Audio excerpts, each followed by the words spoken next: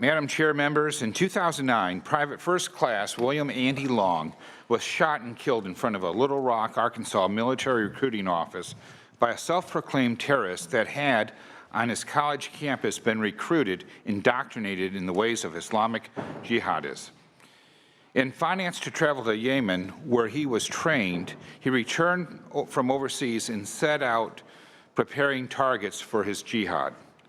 Frustrated that the federal government, refused to even call this an act of terrorism, let alone prosecute under federal anti-terrorism statutes, both the fathers of the perpetrator and the victim came together and embarked on this effort to provide to victims and families of terrorism state laws that allow them to pursue and recover damages and attorney fees from those who commit acts of terrorism or provide material support for those acts. Interestingly,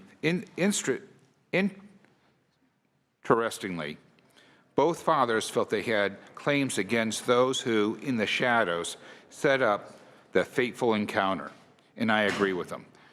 But I think it's very interesting that both fathers, the father of the perpetrator and the father of the victim, came together because they saw this great need. And I will say that the key course is to create authorization in state law and allow for development of the laws and the precedents necessary to provide the relief to victims and families deserve in the case-by-case basis. You know, we had San Bernardino, we had Florida, and then recently we had the Fresno shootings where 3 people were killed.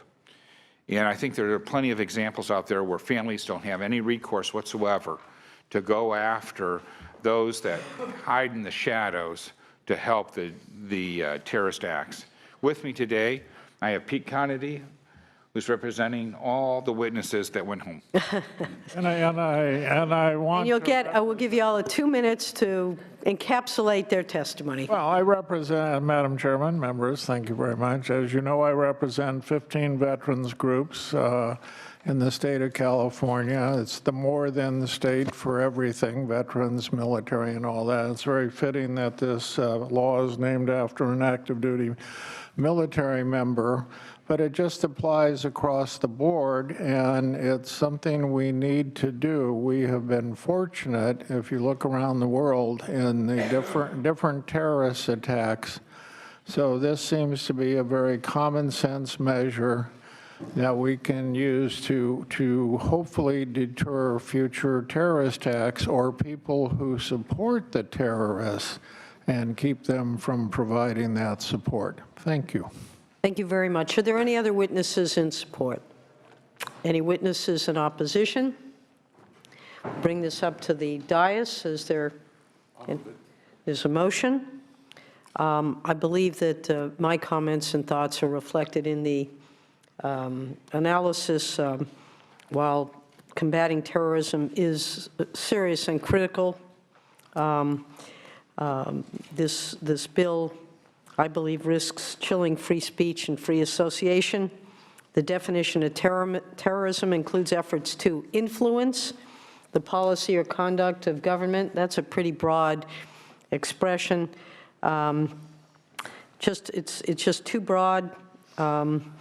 There is existing federal and state legal framework for this, for punishing terrorists, and I think this bill is just overreaches, and I appreciate the concern, and I think we all want to fight terrorism and do what we can, but I'm going to have to oppose the bill. I just think it goes way overboard, and with that, if you'd like to close.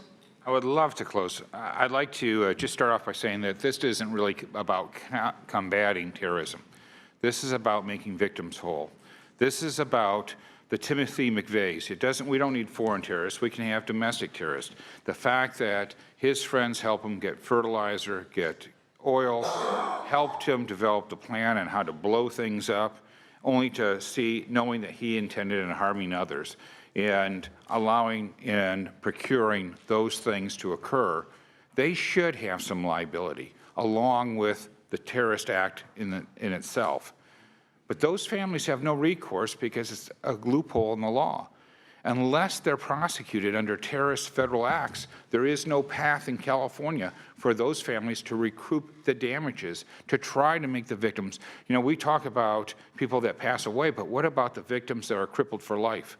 What about the victims that have other scars that require a lot of effort? Have a lot of effort in order to make them back on the path of where they were. And yet, there's nothing in the state law now that allows them to recoup those losses and to pursue them civilly.